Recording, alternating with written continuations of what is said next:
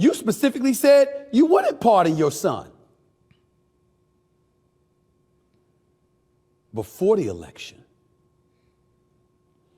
You're announcing it now that we know that Donald Trump is coming in and about to be sworn in as the 47th president. You were intending to do this all along, which again is no problem, but it doesn't make you any less full of it. Because when you look at Donald Trump and how the Democrats went after him, you do understand that the Democrats are no longer in a position to say anything, right? You can talk till the cows come home. You're whistling into the wind. Nobody wants to hear what you have to say right now. I'm not talking about you. I'm talking about your party. Because when you pardon your son, going back on your word, telling the American people there was no way that you were going to pardon him when everybody and their grandmama knew you were lying but didn't hold you accountable for it. And now you've confirmed what people believed, that you were probably going to be lying about that very thing that you said you wouldn't do for your son. What's your take on the pardon? You know, the Biden situation disgusted me in terms of the pardon only from this standpoint, Chris. Nobody on the planet, you want to be a cynic and you want to act like you would be offended by something like that if you're one of those people out there, fine. But no one within reason would have a problem with him saying, it's my son. I love him. There's no way I'm sending him to jail. And I have the power to avoid it. Nobody would blame him for that. But that's not where he went. So I didn't have a problem to answer your question directly with the decision that he made to pardon his son. Boo Boo the Fool knew he was going to do that. I don't care who he stood in front of or sat in front of and said that he wasn't going to pardon his son and he was just going to go by the letter of the law. Please, everybody and their grandmother knew he was going to pardon his son. But to come out and to start talking about how it's been a witch hunt and the Department of Justice and others were after him or whoever it was, and the GOP rather was after him. Well, wait a minute. What have y'all been doing with Donald Trump all of these years? Now, you can make an argument about the legitimacy of the cases against Donald Trump compared to what wasn't legitimate, etc. That's not the point. The point is it was clearly politicized. You had folks on the left who were hell-bent on going after Donald Trump because they were determined to make sure that he couldn't run for re-election or that these elements would get in the way of him possibly winning re-election. And now we know why more than ever, because they weren't confident they would ever be able to beat him. He'd been a Republican nominee since 2016. He beat Hillary Clinton with the Electoral College vote. He wouldn't concede defeat in 2020, but he did receive over 74 million votes at that particular moment in time.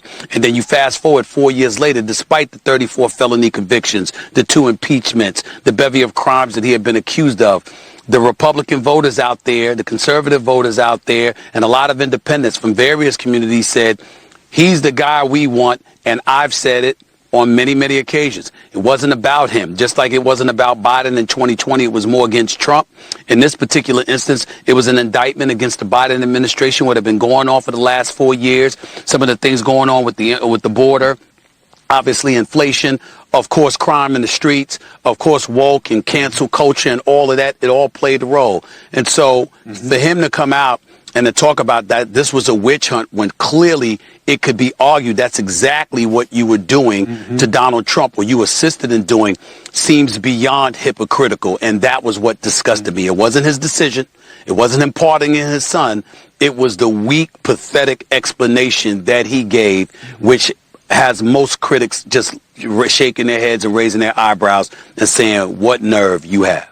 And so now here you are, to answer your question directly, you are the left, you leaned and you were a prisoner to the extreme left in a lot of people's eyes. Well, guess what? Most of America doesn't operate on the fringes. Whether you're left or you're right, you're relatively centrist. You believe in compromise, negotiation, working with one another. Nobody gets to get everything they want. The problem is those on the fringes continuously push for you to get everything you want. Yeah. They're not about getting things done. They're about getting their way.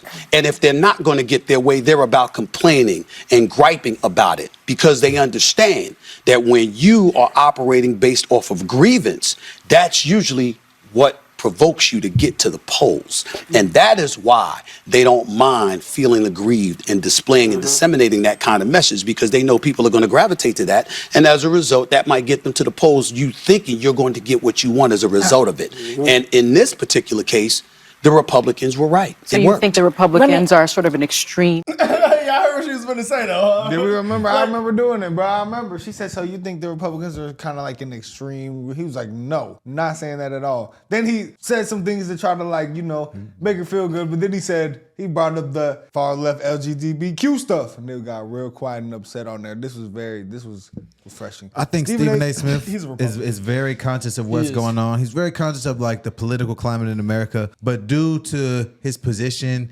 and where he's at and who his employer is, I don't think he's going to endorse Trump. He can't. Oh, I remember he said, I remember he came out and said, oh yeah, I never thought Trump was a racist. I didn't vote for him. I didn't vote for. He said I voted for Kamala Harris. I thought, man, you gotta be lying, bro. Like you gotta be lying. No, like, he said he voted for Kamala in that View like segment though. Yeah, he did. He did. He said, "Oh no, I voted for Kamala Harris." He did I say don't know that. about that, buddy. He said, and then, but the other one, he said he didn't vote. He acted like he didn't vote. I don't know. Yeah, but he didn't vote for bro. Trump. But anyways, he even if he is a Democrat, he's like an old school Democrat, like how they used to be. Like, you know, that's just what he grew up on. And there's a lot of people I think right now who are Democrats, but then they come out here and they're saying these things that are all Republican talking points. So they're pretty much Republicans who just have to say they're Democrats so that the people in their lives are still happy. Facts. On the Noke Boy podcast, he said he didn't vote for Trump. He said, I think Trump was too fueled by revenge, and I thought Kamala Harris was going to take us in a new direction.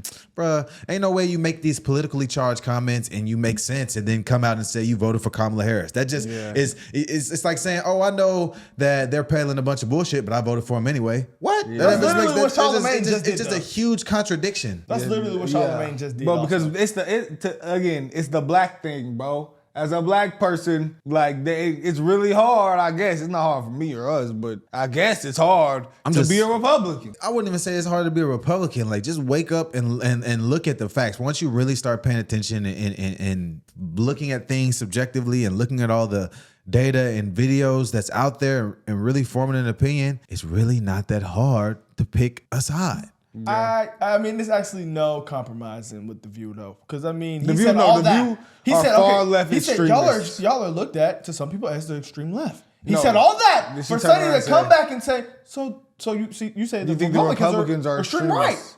No. He said Well, no. he just said the left, lady. Yeah, bro. Hunter was singled out because he broke the law. He was singled out because he had an illegal gun and tax evasion charges, not because he was the president's son.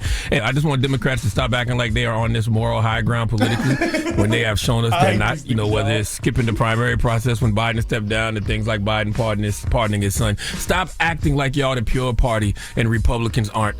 And it also shows me elected officials can do whatever they want as long as they have the political will and courage to do it. So that's very interesting to hear because he was the main pusher of Kamala Harris on the people and the main pusher of Trump's bad and bad for America. And if you vote for him, you're voting for a fascist and you're supporting a racist and da. So how you gonna come out and say all that now? Then I seen the clip where he came out and said, "Oh, I thought Trump he opposed some plan in New York. Do your thing, Trump."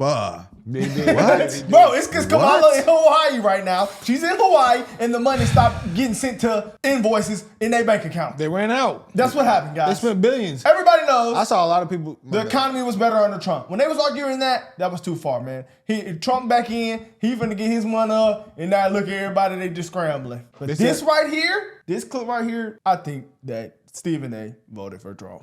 No, he didn't. All right, so here's the thing. Right. So there are all these, white boys are talking to me about Trump and, he's a terrible racist. And it's like, well, how could the black people vote for him more than each time? And, they didn't vote for him a lot more, but men did. Right, men did. Okay. And I said, you know what? I don't want to speak for all black people, and this is where I need to tell you. Sure. You tell me if I was wrong or right. Okay. I said, you know what I think black people think about Trump? Like, is he a racist? Yeah, but they think every white person is kind of a racist. Do they think that white people behind closed doors talk like Trump? Yeah, he's just a crazy That person. last part right there. It's not that. He just says it out loud As black people, I don't want to speak for all black people, whatever. No, obviously because they're not all alike. That's at right, all. exactly. But I will say this to you, as being a black man, you don't look at white people and automatically think they're racist. You automatically know they're different than you. that they think different than you, that they come from a different cultural background and experience things differently than they do. Right. So that second part is very, very important, because when you talk about how Trump talks, Right. we're going like this. So that's the first time he talked like that, when he became president. Who the fuck you think you playing with? We know better than that. We know better than that. We know that ain't the first time, and we know that the people that he was friends with all of these years, he talked just like that around y'all, and y'all didn't have no problem with it. Don't act like you have a problem And now. also had some genuine black friends and black folks who like him. Well, let me tell you this. I don't know if I told you this. Because it's complicated. I don't know if Life I told you is this. complicated. I wouldn't call Bill myself never his lets people friend talk. by any stretch of the imagination back in the day. Right. But I've told this on many occasions. I said this in my recent appearance on The View and stuff like that. Trump and I were friendly. Right. Before he ran for president. He used to have these boxing matches, particularly during the Tyson fights at the Trump casinos. He would be at the Knicks games and stuff like that. And if we're being totally honest, all the brothers found him to be cool. Right. They found him to be very cool. So let's be clear, because he knew his sports, all right? He would say what he feel. Right. He bucked the establishment, which we loved. And we gravitated to that, and obviously he was a billionaire. Also, he was a certain age, and it was you cool. get a certain It was cool. understanding that white men of that age, right? They're going to be a little grandpa. We don't say that anymore. No, but that wasn't like, him. Is he really in his heart hateful? No, I think I don't think his motivation is I don't like black people. I think his motivation is everybody must love me. Thank you. And that's why, that's right there. What you just said, everybody must love me. It's his narcissism. It's not his racism. I have never called him a racist. I have never spoken about him that way. That's ever. interesting. Not one time. Because I knew him beforehand. And I was... Hey, look. You can't make this come up, guys. This is hilarious, man. Stephen A. knows the way. A lot of that's people what I'm know saying. the way. Stephen A. is very conscious socially of what's going on. Like, even on the Nelk podcast, he spoke about it and he just made sense. I'm like, this guy is someone who knows exactly what's going on. He's very in tune, rather than like most people on TV are not as in tune. Yeah, I'd say based on his political commentary and the comments that he makes on his own platforms and other platforms where he can go speak freely, he makes sense. Like he talks like a person that knows exactly what's going on. So when he just won't endorse a candidate, I think that's just a business decision. Yeah, personally. Disney Channel. And I liked how he said on the No Boy podcast also, he was like, I could sit here and they always try to say like, oh, all white people are racist. Kind of like he was just saying, or like, just because you voted for Trump, you're a bad person. It's like he was like, if you voted for Trump, that's cool. We just voted different, and we sitting here, and that's that. Like that's how it should be. That was like real. No, that's facts. why I respect him. We can disagree. That's fine for us to disagree, but let's not sit here and just call each other names, live in fairy tale land, and say that people didn't lie when they clearly lied, and all these things. Like you can be on the left and be just still reasonable. You don't have to just be a far left lunatic. No, yes, and to piggyback off that point, we're literally not supposed to agree on everything. Like, we're supposed to have different opinions and different things and see things differently and have different ambitions and visions for the country. So naturally, when you have two different political candidates, based on your vision and differences, you're going to gravitate one way or the other. So to think that we're all supposed to think a certain way, and if you think a different way, you're bad and you're good and this and that, is absolutely ridiculous. I think that's the absence of intelligence, because we're all different people. We have different things we want, think, and see and everything. So obviously, naturally, we're going to think differently. But I think, like you said, like what he said about how people vote differently, and that's your American right, and that's how you're supposed to be, and we can sit here and even though we disagree and be civil, I think that's the way it's supposed to be. And I think that more so on the left, we've gotten away from that. And this is supposed to be the party of tolerance and the party of acceptance and all these things and open-mindedness. And I think that everything that they do when you are not aligned with them politically is the opposite come of for that. your job, it's come ridiculous. for your reputation, you're come racist, for your name. You're sexist, you're some ism or Russian. phobic. They literally said, it's if you have a ridiculous. family member who voted for Trump and you feel like that's not good for your mental health, don't go see them on the holidays. And they tell us as black people, and we then call sellouts. people divisive. And they tell us we sellouts, we sold out black people.